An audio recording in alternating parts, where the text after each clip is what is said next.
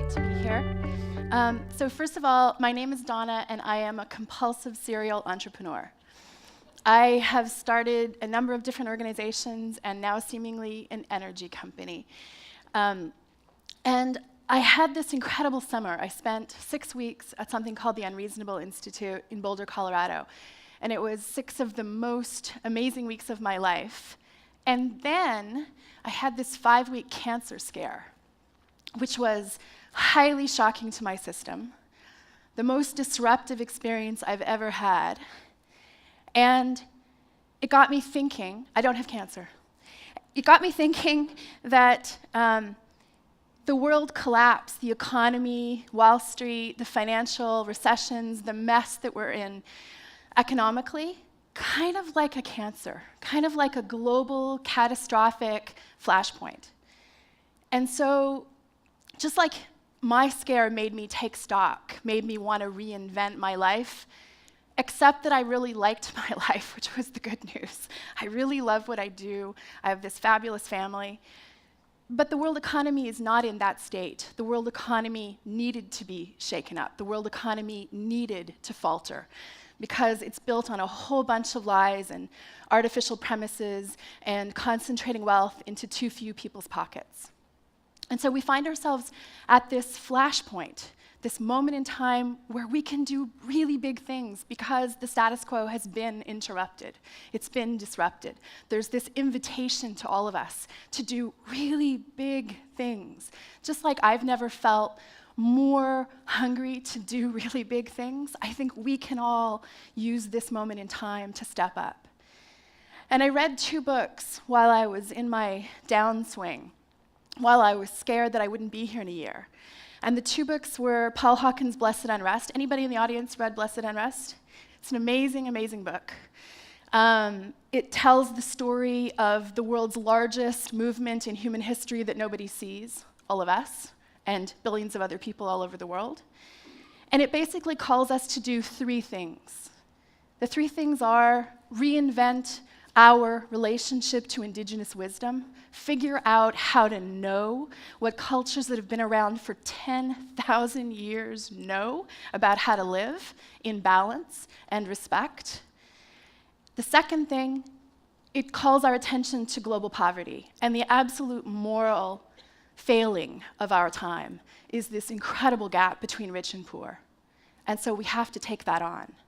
And lastly, climate change. We have to stop climate change. And we don't have to agree politically. We don't have to agree left, right, green. We don't have to agree on who we elect. We don't have to agree on what policies we need to enact. We need to agree that we are going to take on the moral challenges of our time head on. Other generations took on slavery. Other generations took on bringing the vote to women. So we can do these big things. The American economy fundamentally retooled itself during World War II and took auto body plants and turned them into places to build planes. 300,000 planes in no time at all because it had the will. The United States took people to the moon because you had the will. So we're at this point in time where we need to decide about whether we're going to stand up and take responsibility for these big, big issues. And I want to start a little bit by taking us on a tour around the world, but I want to start a little further out. The sun. For me, the sun is the only nuclear technology in the universe that is safe. It is 93 million miles away. It is awesomely powerful. In fact, the sun is so powerful that in 1 hour, it sends enough energy to the Earth to power the entire globe for a year. So what are we doing? Why aren't we harnessing better? Why aren't we gathering better? Why aren't we accepting what First Nations, what Native Americans called the gifts of the Creator, and turning that into a way to power our economy? Because we have to do it as a globe. We have to all be able to power ourselves. We have to all be able to live. We have to all be able to send our children to school. And so I'm here to talk about my personal commitment and my belief that the entire world can move to an energy portfolio that is 100% renewable. And that the best scientists and the best academics, the best people that have been really working on this for decades, They're telling us that we can do this. The really ambitious ones are saying 2020. The cautious ones, Stanford University academics, saying 2030. Off-the-shelf technology, nothing new invented, no big tech breakthrough. Right now, stuff you can buy. That we can do this by 2030, and then the conservatives are saying 2050. So let's argue about how fast. Let's not argue about whether. Let's get to work on moving to a 100% renewable energy portfolio. Because here's where we are. And the first big, ugly picture I want you to look at is the brown, ruined landscape, which is from my lovely country. It's the Alberta tar sands, so-called ethical oil that's being sold in many people's minds to your country as the primary market. Nuclear power for me is not an option. And coal, well, we know the price of coal, and it's not even really employing people anymore. But our energy has become such a moral crisis that the greatest leaders of our time, Bishop Desmond Tutu, the Dalai Lama, countless Nobel laureates have all come together and said, Canada, US, stop in your tracks. The tar sands are a disaster, and we have to move to clean energy. And so here's a quick 1-minute video made by some friends of mine that unpacks some of the mythology of what my country is calling ethical oil.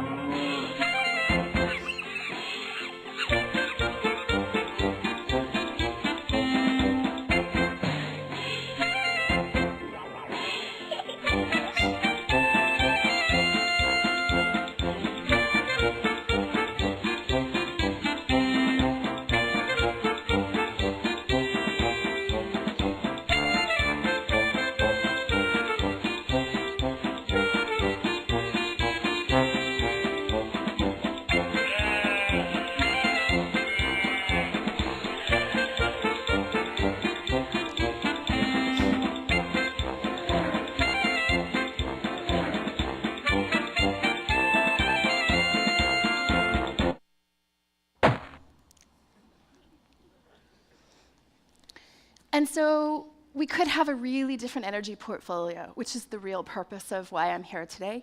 We need to take this massive leap of faith. We need to build different infrastructure. I think we can build incredible energy projects that demonstrate new technology, that use off the shelf, that pull people together, that lay communities' hands on the technology. And that's some of the projects that I'm going to talk about.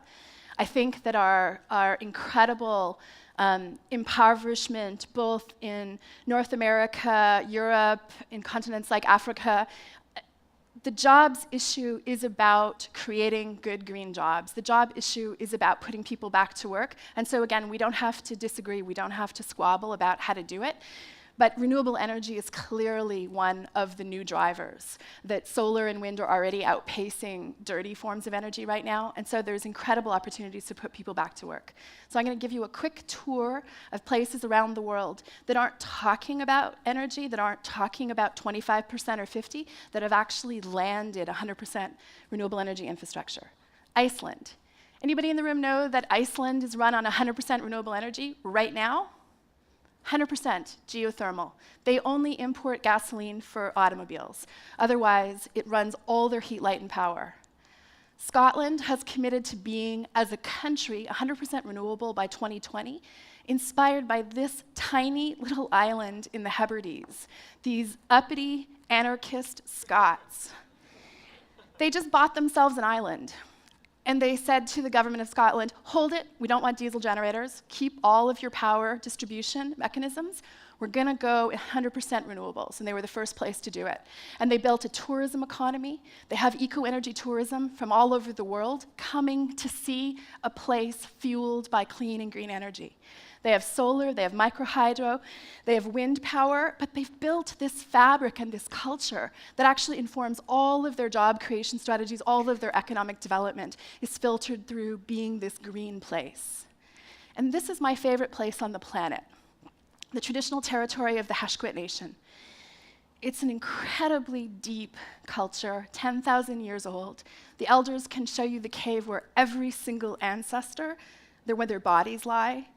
They're the world's greatest totem pole carvers, and they're probably some of the best storytellers I've ever met. The most articulate people I know on this planet come from this nation. We've built a project with this community where we're actually what I call culturally modifying the technology. So when the project started, we asked the elders, what's sacred? What's essential? Who are you? What do you love? What do you know from your ancestors about how to live in this place?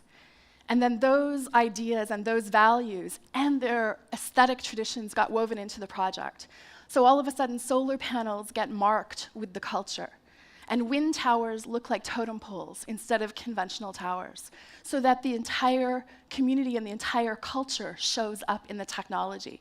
And so I think there's incredible opportunity around the world to marry the depth of culture with green technology in ways that transforms projects. The soul of this project is different because the culture is present.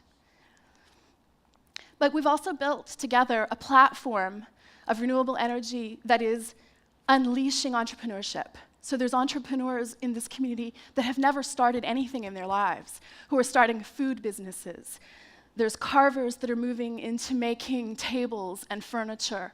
There's opportunities, again, around tourism. And then there's jobs tied to the energy. So there's this incredible potential inside these communities that have been left out of the economy by the creative power of renewable energy. And then the left out list for me is big. It's not just Indigenous people that have been left out. I would argue that in many ways, women have been left out. And there's this great brain science right now that's really looking at the differences between men and women's brains, that men's brains are wired and have more gray matter. Guys, you have bigger brains and you have more gray matter. Hold on to that. So that means you're really good at linearity. You're really good at bagging and chasing and going after that one thing in the short term and staying focused on that one thing, because your brain's developed to bag that big old mastodon and drag it back. Women's brains, other, more white matter, more interconnective tissue, more context, more longer range thinking. Women's vision is actually even wider in focus than men's vision. And we've left women out. And I'm not saying that there's not a role for smarty pants, middle-class white guys to reinvent the world. We want that. But it's not all the world needs right now. So we need more women. We also need more artists. I don't think the lawyers and the engineers and the bean counters are going to get us out of the messes we're in. I think we need people who know how to step out of boxes, who have actually never even stepped onto a box. They don't need to blow up the box because they've been working in circles. They've been working in a parallel creative context. And we need that kind of intelligence right now. We need the bottom of the pyramid. We need the homeless. We need dumpster divers. We need people that have been incarcerated. We need incredible, creative intelligence from the margins to come into the mainstream in order to solve the problems that we're facing right now. And we need our capital. We need people-powered capital. We need to crowdsource solutions. We need to unlock our assets. What are our credit cards? What are our mortgages? What are our investments? What are our pensions doing right now in terms of reinventing the world's relationship to energy? Recently, I think the world lost an incredible leader. Wangari Maathai has been an inspiration for me for many years. She's inspired people all over the globe, was the founder of the Greenbelt movement in Kenya. But she told this one really amazing story about a hummingbird. And it just goes like this. There was a big fire, and all the other animals were transfixed. They came out, and they stood watching, and they felt powerless, and their eyes were glazed over, and they couldn't move because they were so locked on to their powerlessness. And the hummingbird decided, well, I can't just watch. This forest is sacred. This is my home. This is everything I know. This is where my children and their children will live or not. And so the hummingbird started to go for drops of water, racing to drop it on the fire, back to the river, back and forth, back and forth, back and forth, in a dizzying pace. And the other animals finally stopped her and said, "What are you doing? You can't affect this. You can't stop this. Your tiny little droplets of water are absolutely meaningless." And the hummingbird paused and said, I am small. There's very little that I can do, you're right, but I'm doing the best that I can. And that was Wangari Maathai's challenge to all of us, that she was doing with her whole life the best that she could, and she asked all of us around the world to just remember what we love and bring it and use it to change the world, because that is the only thing that ever has changed the world. Thank you.